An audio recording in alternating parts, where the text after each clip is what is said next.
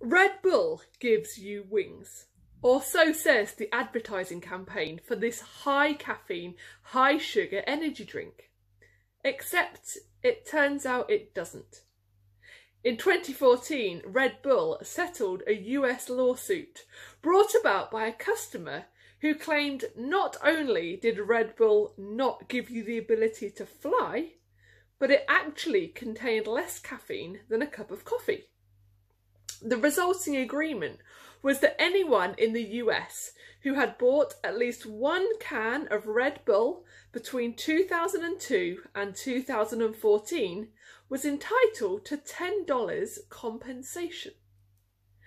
Red Bull was the trailblazer for a whole raft of energy drinks entering the market.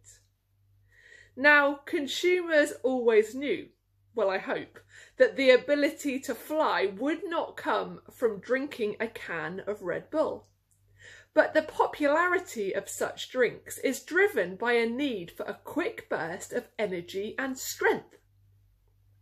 In a world which moves so fast and demands so much, we seek the quick win to keep us going. But let me share with you some words from the Message paraphrase of Isaiah 40 verses 28 to 31. Don't you know anything? Haven't you been listening? God doesn't come and go. God lasts. He's creator of all you can see or imagine. He doesn't get tired out, doesn't pause to catch his breath. And he knows everything, inside and out. He energizes those who get tired, gives fresh strength to dropouts. For even young people tire and drop out. Young folk in their prime stumble and fall. But those who wait upon God get fresh strength.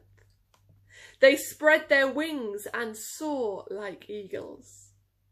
They run and don't get tired. They walk and don't lag behind. Tiredness, weariness, exhaustion, they all come our way. This can be physically, emotionally, or spiritually. Red Bull can provide a temporary fix. A nap can provide momentary recovery. A holiday can offer respite. Our tiredness, weariness, and exhaustion can be the consequence of a results-driven, action-oriented, and to-do list-focused culture. We were not created to simply do, but also to simply be. A healthy rhythm of rest and relaxation is so vital to our well-being. But it is resting and relaxing in God which brings ultimate restoration. Isaiah is clear. All people get tired. All people stumble and fall. I consider myself fairly youngish and fairly fit. Yet a few weeks ago I suddenly took a stumble and fell whilst out running, and it set me back. Sometimes our weakness gradually creeps up on us. Sometimes it hits us like a brick wall or flagstone pavement. But what Isaiah promises us is that firstly, our God doesn't face the falls and fatigue we do. And secondly, our God lifts us from our falls and strengthens us in our fatigue. At the start of June, 41-year-old John Stocker broke the world record for the last man standing backyard ultramarathon. For 81 consecutive hours, John ran over 4 miles each hour, completing 337 miles. There was no finish line for this race.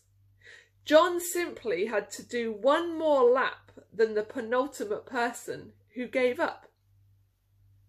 If anyone could declare they could run and not get tired, it would be this man. Of course, we can only imagine how exhausted he was, especially because on his final lap, he too stumbled and fell.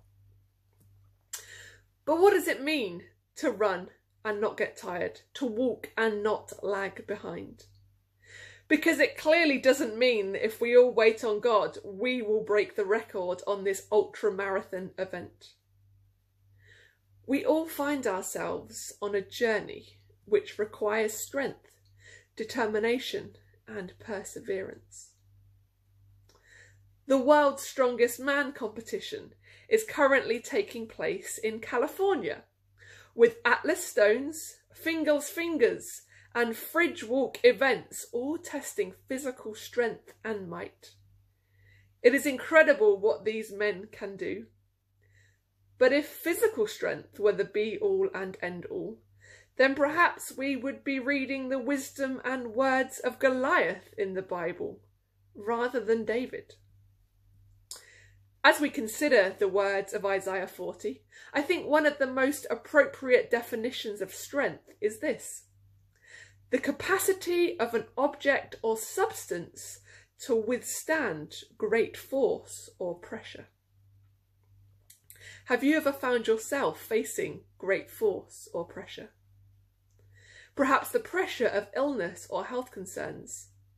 Maybe the pressure of work or financial worries. Perhaps the constant force of fighting one battle after the next. Is that where you are now? Give up, cave in, succumb, throw in the towel. There is a time and a place to do this, but more often we are called to persevere, to keep going and to take another step. We may know in our heart of hearts that moving forward is what we must do, but we feel tired, weak and weary. That is when God's strength is made perfect in our weakness. Isn't it amazing to think that of all the things which are constantly changing in our world, the presence and power of God remains the same? God doesn't take coffee breaks, days off or holidays. His strength is enduring, and that strength is what he offers to us. What ultra-marathon are you facing today? Are you overwhelmed with waves of loneliness? Are you battling with feelings of resentment? Are you consumed by thoughts of anxiety? Are you wondering when you will get rest from the battle? In my own strength, ability and self-sufficiency, I will stumble and fall. In your own strength, ability and self-sufficiency, you will stumble and fall. But that is the beauty of our connection with God. There is no need to run anywhere or walk anywhere in our strength alone. God promises us energy, endurance and perseverance when we wait on him and hope in him. But that does require us to do something. And sometimes that waiting, that trusting and hoping reaches the depths of our patience. But it does transform everything. When we see our lives through the eyes of an everlasting God, we can see our vision is clearer and our perspective is wiser. The battles you face today, consider whose strength you are relying on. If we are tempted to call it a day, hear these words of Annie Johnson Flint. When we reach the end of our hoarded resources, our Father's full giving is only begun.